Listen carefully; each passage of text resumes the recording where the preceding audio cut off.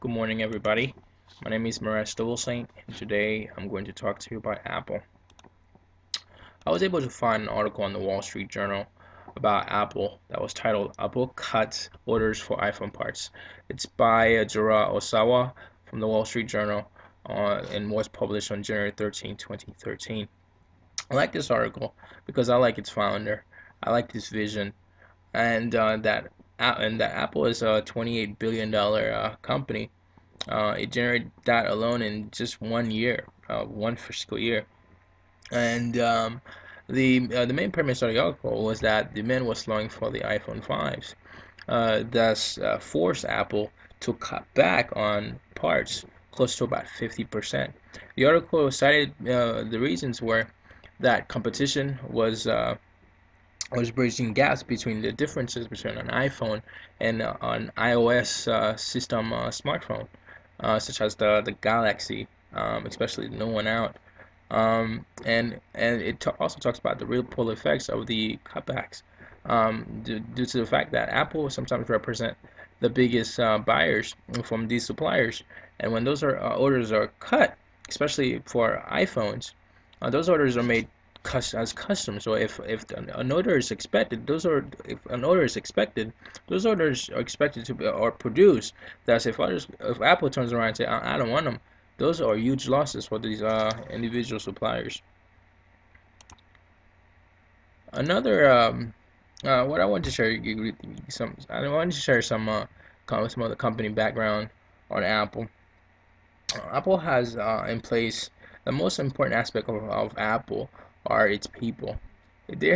Apple has a highly competent workforce, especially in lead positions relating to creative design, innovation, program analysis, and financial oversight. The company is a well-run organization. For 5 years in a row, it was able to keep its lead, but now as competition is getting tighter and tighter, it's being forced to rethink its entire supply chain, and that to maybe provide a cheaper alternative or a cheaper product in the market. They have established a product footprint in the mobile such data design. This is essentially what the article was about their smartphones being targeted, especially by competition, as well as by people who basically reproduce the product and then turn around and sell it at a cheaper cost, cheaper rate. And Apple products are part of an entire Apple ecosystem, I like to call it. All Apple products can communicate effectively and are designed to work with each other. The main strategy of behind Apple, is their proprietary business strategy. This strategy works both as its friend and its worst enemy. The company is able to benefit, especially from technological leaps by keeping their knowledge and products a secret, especially from competitors. But with that in mind, uh, they are closing themselves off from the entire world.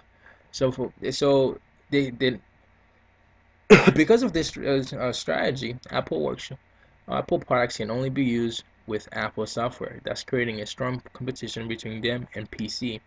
Especially, you could see that competition, especially in the iOS system that their smartphones are operated on versus the Android system, which everybody else's phone operates on.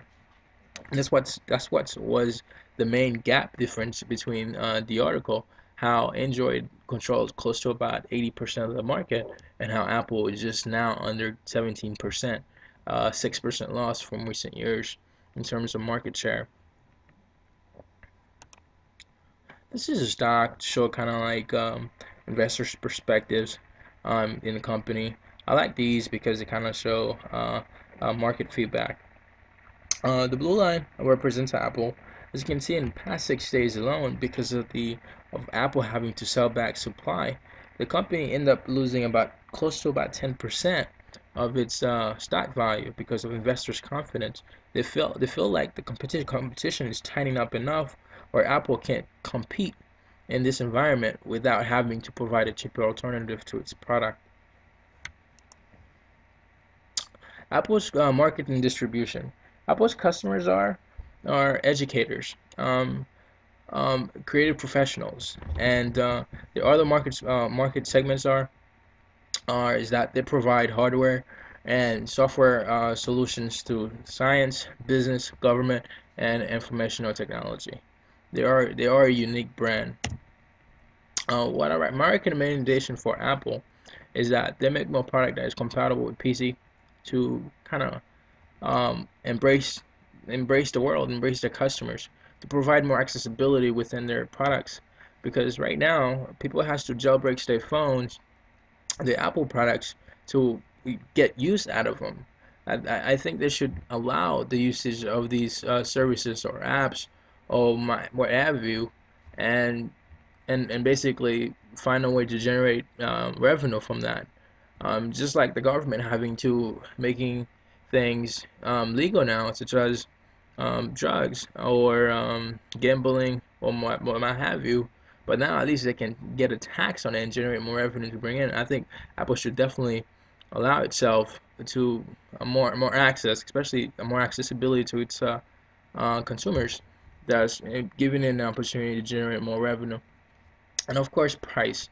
People out there looking for a cheaper alternative. They can find phones now ranging from anywhere from $50 to about $100, to about $500. That will give them a ton of access to what Apple's restrict.